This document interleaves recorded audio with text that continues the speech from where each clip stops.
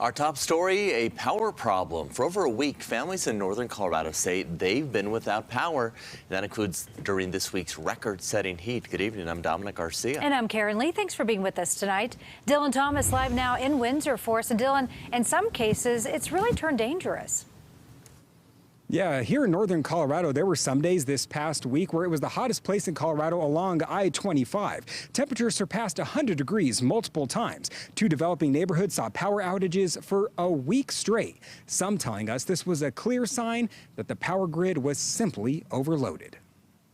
Horrible. For 4,342 XL Energy customers in the ever-growing towns of Windsor and Timnath. Incredibly frustrating. A week of power outages, some lasting more than 22 hours, came at the worst possible time. This was not the week, no, because it was 2 or 3 days in a row over 100 degrees. It was absolutely a scorcher. Residents in new neighborhoods along Harmony Road east of I-25 have lost power daily since last Saturday. Everything, stove, water, cell phone, obviously Netflix, Hulu, it's all gone. Bernadette Pivarunas is a developmental psychologist who had to cancel her virtual patient visits because her power was out. The heat was brutal. Her house climbed to nearly 90 degrees inside.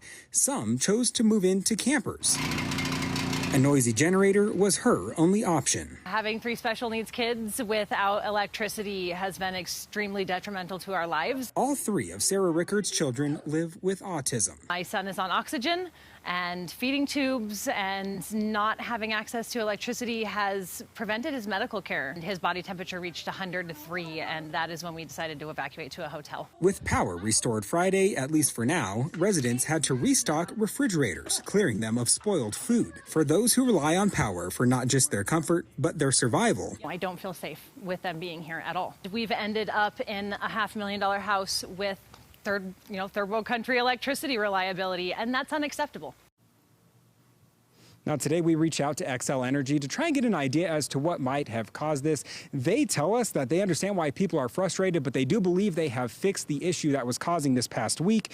They said they blamed these outages on the windstorm that blew through on Wednesday, and as for the other days, excessive heat. Reporting live in Windsor, Dylan Thomas, covering Colorado First.